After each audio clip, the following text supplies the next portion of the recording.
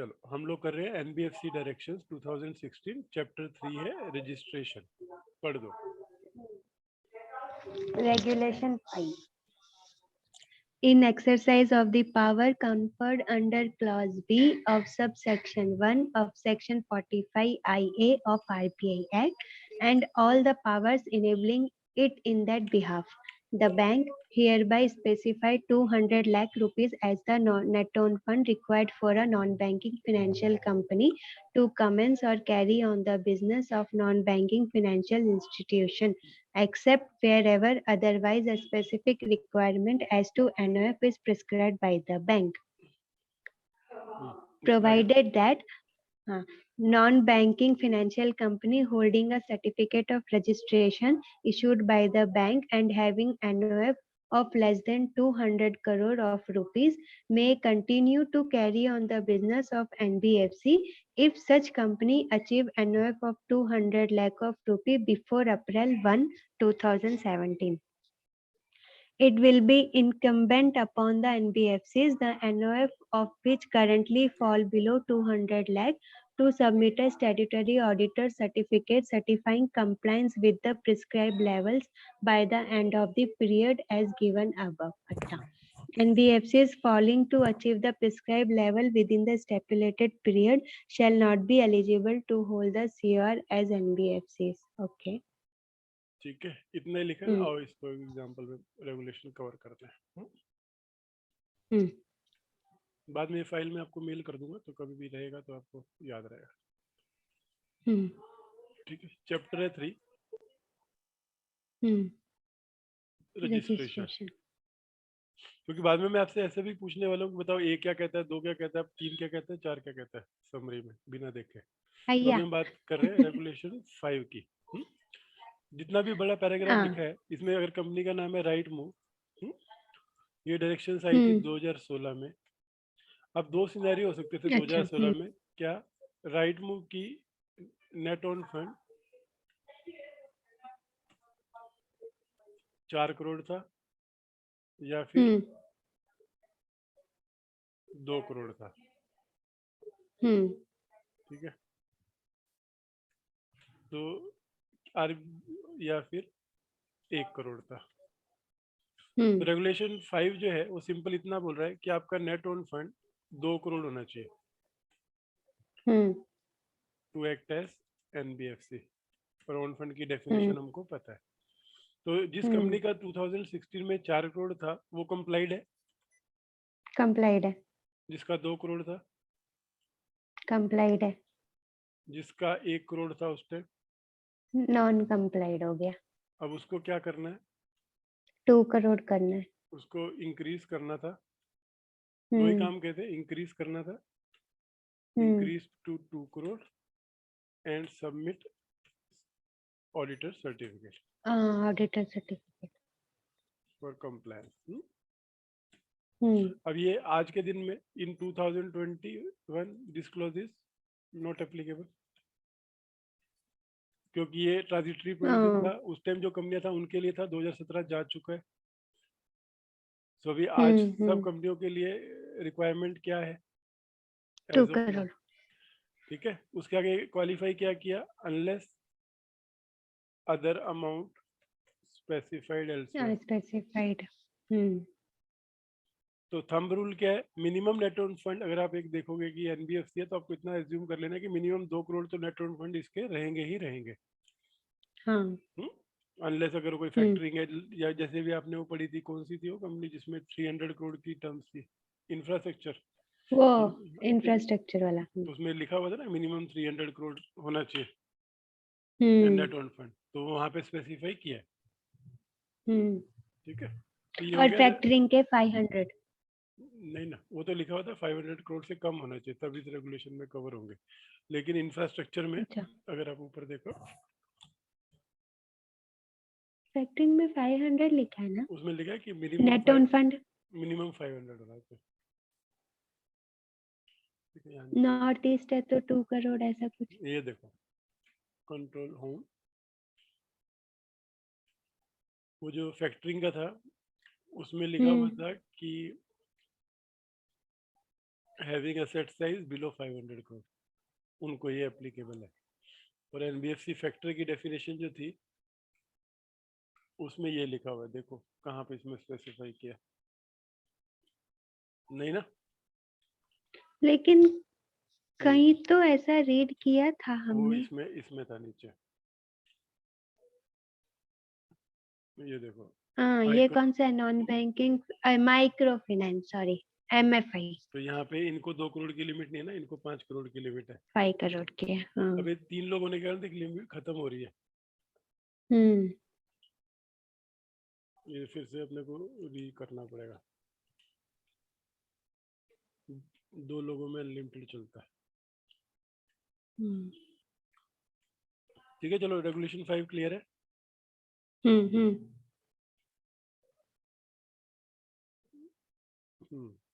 चलो 6 बोलो, leverage ratio. तो पहले बोलो, अच्छा, ये आपके वाला पहले रेगुलेशन 5 आपको कंप्लाइड है आपकी कंपनी के लिए? मेरे को कंप्लाइंट है। चलो 6 बोलो।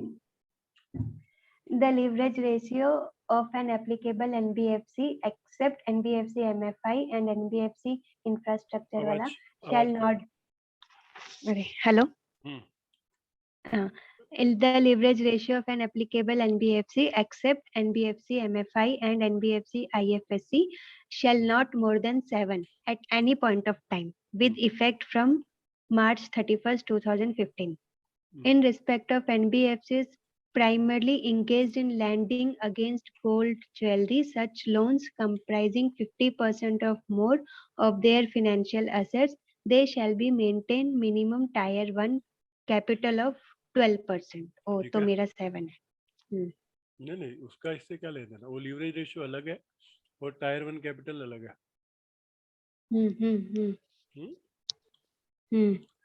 टायर 1 कैपिटल हमने पढ़ी ना कि क्या क्या होता है, इक्विटी और वो सब।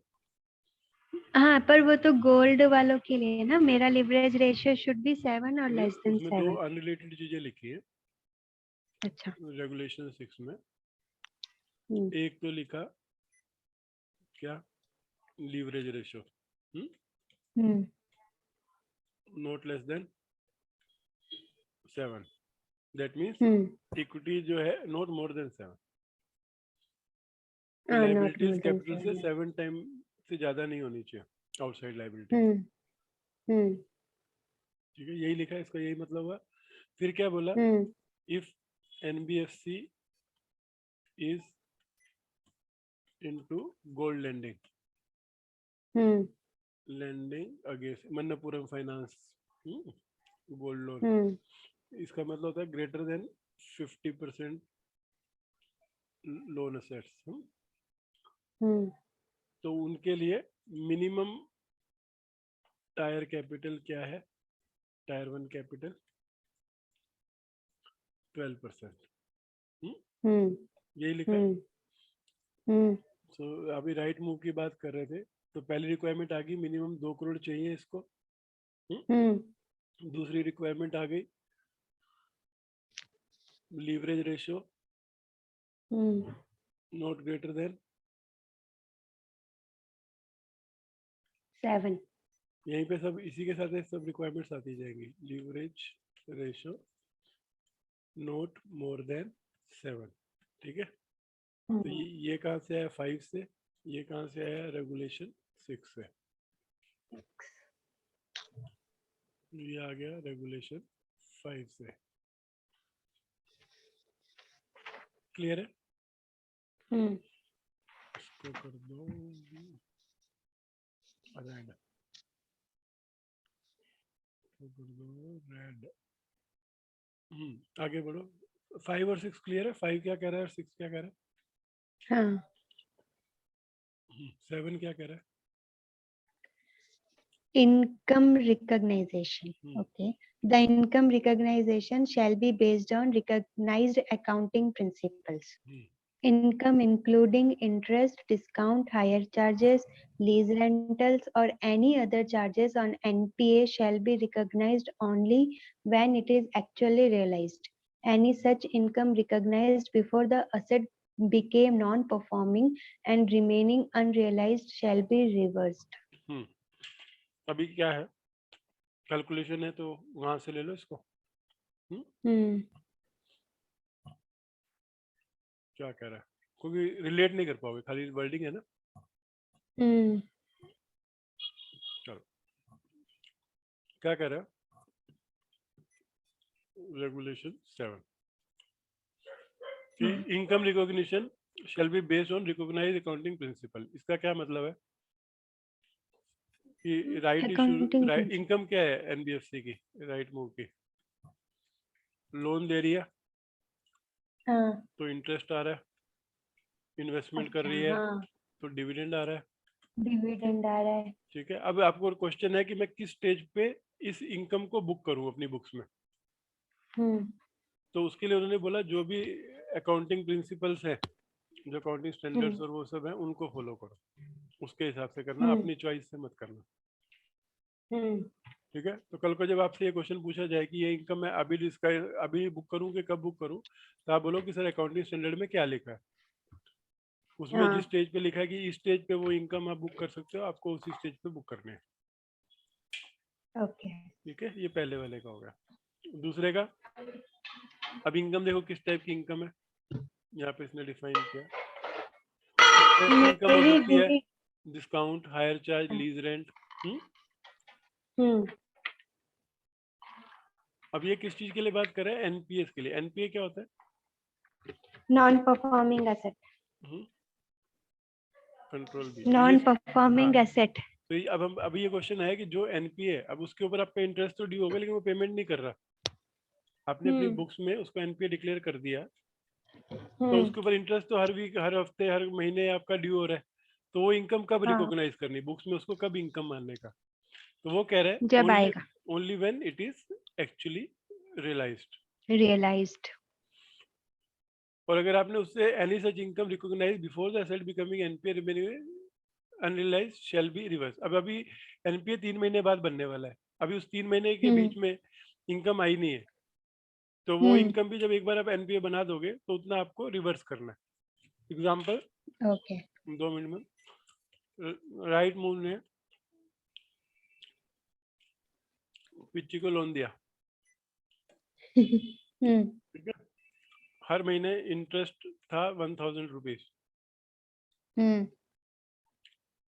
3 मंथ्स तक नोट पेड, तो ये हो गया एनपीए।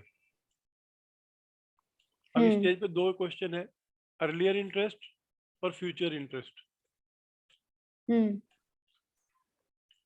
ठीक है, इंटरेस्ट, अर्लियर, फ्यूचर इंटरेस्ट तो वो बोल रहे हैं ओनली व्हेन रियलाइज्ड,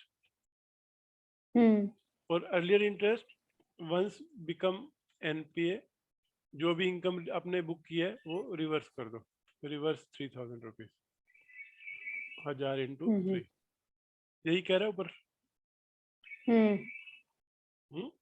क्लियर है, अभी 2 मिनट है। रिवर्स कर दो मतलब दे दो।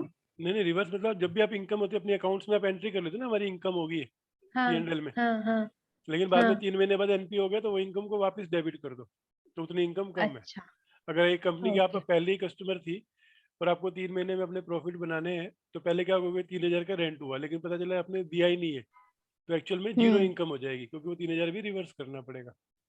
अच्छा ओके ऐसा अब वाला। देखो रेगुलेशन 7 फटाफट पढ़ो और बोलो समझ गए कि नहीं। The income recognition shall be based on recognized accounting principle.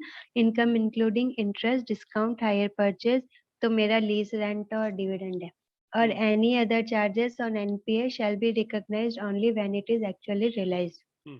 Any such income recognized before the asset become non-performing and remaining unrealized shall be reserved. Reversed, Okay, clear है ना। reversed. हाँ तो पांचवा था एनओडब्ल्यू, छठा था आपका लीवरेज रेशो, और 7th है कि आपको इनकम कैसे रिकॉग्नाइज income. करना। हाँ ठीक है, बंद कर रहा हूँ, अभी रिज्वाइन करना, हाँ और अगर कंटिन्यू करना है तो एक ही उससे करो, तो फिर वो लॉन्ग टर्म रहता है। दो से मतलब करोगे, दो दो लॉगिन करोगे तो 40 हाँ मिनट ही रहेगा, सिंगल लॉगिन करोगे तो एक ही सेशन में सब हो जाएगा। अरे ऐसा है क्या? हम्म, फिर आज, देखना कैसे? हाँ ठीक है, दोनों से करो, हाँ चलो।